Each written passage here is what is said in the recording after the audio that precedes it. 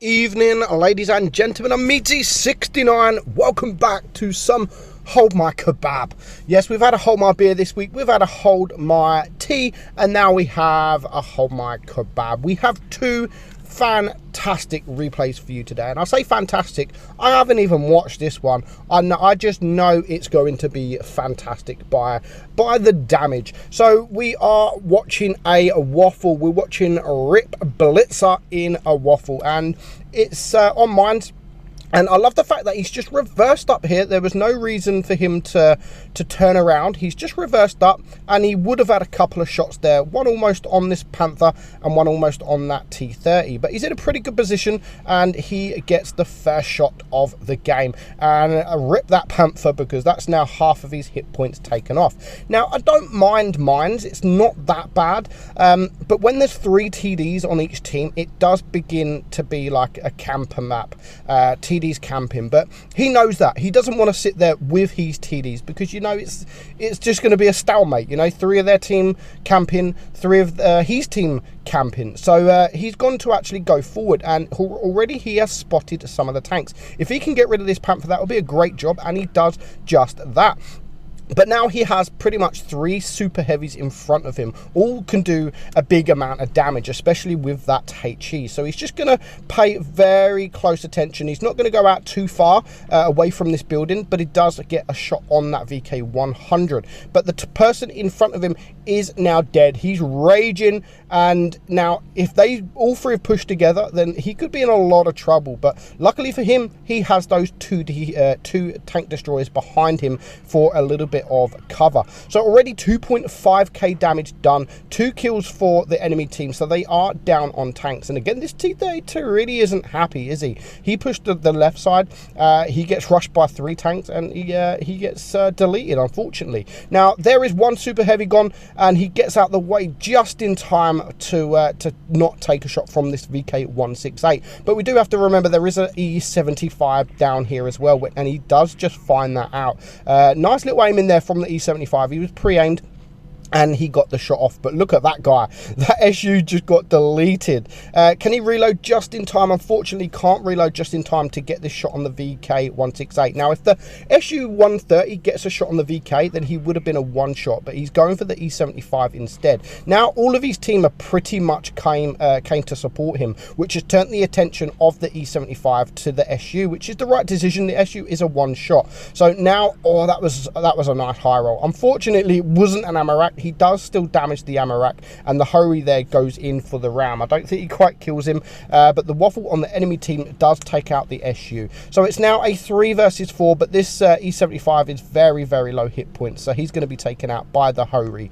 And now there's just the 3 tank destroyers left, and this is what I mean about camping, the camping game on this map. They are all there. We know the waffle was there. There somewhere, but we just don't know whereabouts he is.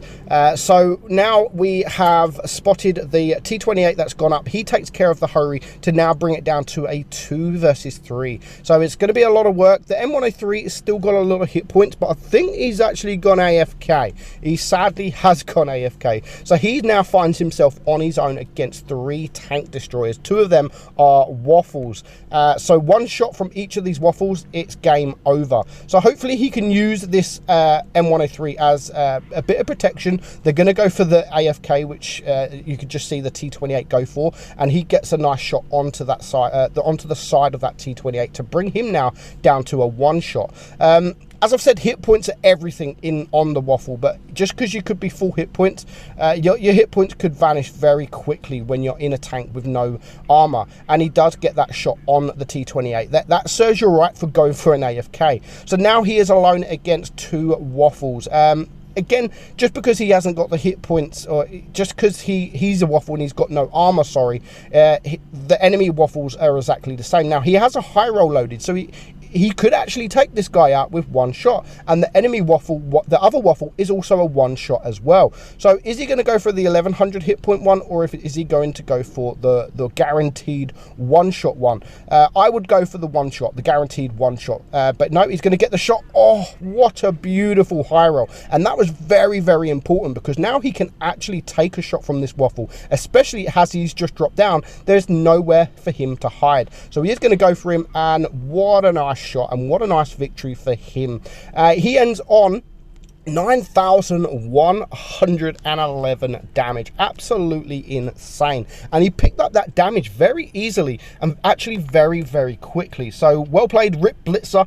A very, very good game indeed. I love a big waffle game, to be honest. Waffle is one of my favorite tier 9s. And when you see a game like that, it's very, very, very nice, very satisfying to watch, especially when you win it with a 1 versus 3 and your, well, 2 versus 3, but your player is an AFK. So really well played there, and definitely a nice entry to the Hall of Fame. Next up, we have the Kranvagn, and it's no chill, fam. No chill, fam. And again, I've done numerous of videos about the Kranvagn, so I'm not really going to talk about the tank. All I've got to say is it is one of the strongest tanks in the game. Even after the nerf that it received, it is still a super, super strong tank when played correctly. And playing it correctly, you need to go hold down for a start, because you have a very, very strong turret, and just pay attention to what you're reloading, how many shells you got, what tanks you're coming up against. Is it worth reloading 3 shells and taking the 3 shells out onto the enemy, or can you do it with just sort of the 1 shell at a time? So he's pushing the middle here, which most heavies or most mediums go, especially those with a turret. Extremely good position, because you have got all your surroundings. So you've got cover, you can open up the enemy team, and from the left, from the right, and of course in front of you, just like this E100. Now he's just backing up, and you can see the E100 does miss his shot, and he gets his 2nd shell in. Now he's just waiting. There's no point him pushing. His team are sort of mostly this side of the map. There's a heavy tank there gone to the left side, and he's going to sit sort of around the cap area. And the enemy, as long as the enemy don't push to the right side, he should be just okay, because he does have these shots off. Now the FV215B is pushing, but luckily he's not looking, and he has all 3 shells reloaded. So bad mistake there from that FV215B. He's blocked a few shots, which is kind of lucky, but that just means more damage for our guy in the Kranvagn. So there goes the E75 on his team. So it is now a 6 versus 7, but a couple of the tanks are low hit points, so they are starting to push.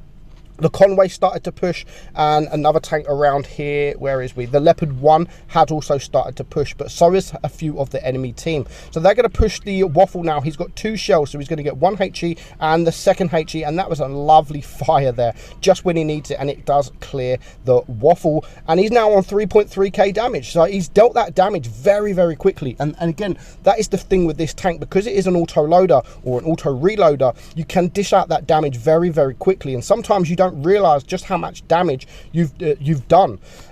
So now his team are still losing. It's a 5 versus 6. The Jag Tiger, I love his awareness here. He is still looking all around him.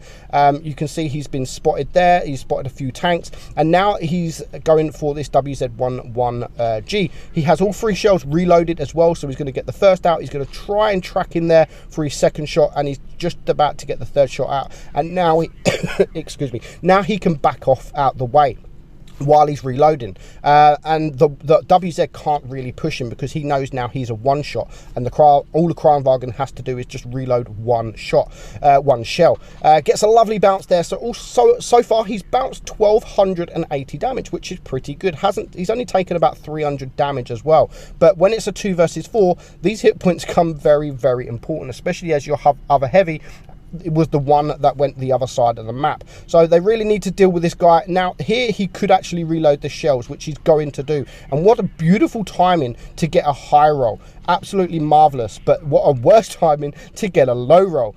So he did use the heat, which is why he got the low roll, and now he's just going to push forward, and all he has to do now is just reload the 1 shell to take out this E100. But unfortunately that was a very, very troll bounce, and because he's sidewards onto this E100, unfortunately he does take that unnecessary shot really. If he would have just aimed a little bit, and taken the time he would have cleared him with the other shell. But he does manage to do that, and he's now on 5.8k damage. There is an important STB there. Luckily, that was a nice shot there from the VK. That helped massively, because now he's going to get that one shot. Again, he only reloaded one shell, but that was an important shot, because by the time now the STB can come up to him, he's just about reloaded his the shell again, so he can actually take him out. Now again, does he go for the IS-7 or does he go for the Yag Tiger? Whatever he needs to do, he needs to get out of the way, but it looks like the Yag Tiger has kind of gone AFK. So at this point, he is going to just use the tank as a single shot gun, and because you're face hugging, again, the armor profile is really, really good on this thing, and you can see it's the IS-7 is not great at face hugging because it does have that weak point at the either side of the gun. So yeah, just bear that in mind. Obviously, yes, look, now it's red, but as soon as you switch to the heat, it does become a lot easier to pen. And of course, as soon as you start to angle your pike nose, they become weak as well. So he's only using the tank now as a single shotgun. He could actually now at this point reload 2 shells because he's got the tank behind him, which he has managed to bounce, but he's still going to use it as a single shotgun just to bring him down to a 1 shot. Now I love the fact that he's backing out the way, and as you can see, he's backed out the way enough to hide from the Yag Tiger, sorry. So he is going to take a shot from the Yag Tiger, but he does manage to clear the IS-7. So far he's bounced nearly 4,000 damage, which is absolutely incredible. He's on 7.7k damage. He's on 5 kills, and now he's just going to go around the corner. He's going to reload the 2 shells because that is all he needs to clear this guy. And because the Yag Tiger has really good DPM, it's very important to reload both of those shells. So he gets a shot there. The Yag Tiger misses his shot, but unfortunately again for him, he does bounce his shot there. So again, now he's in a sticky situation. Does he reload 2 shells, or does he try and just go for the 1 shell and hopefully take him out with the 1 shell? But whatever he does, he has to bear in mind that the Yag Tiger could actually, if he gets lucky, could actually take him out with 1 shot. So if he could bait a shot, that would be absolutely fantastic. But I think what he's actually going to do is he's going to reload all 3 shells. When that means if the Yag Tiger doesn't high roll, he can actually release all 3 of his shells before the Yag Tiger has reloaded. So he's just going to relocate into this side.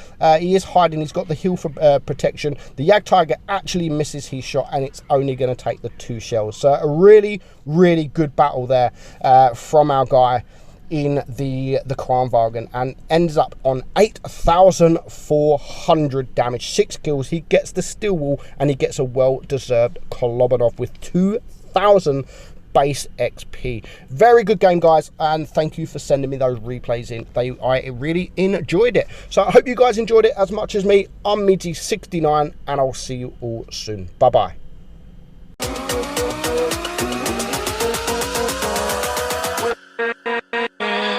With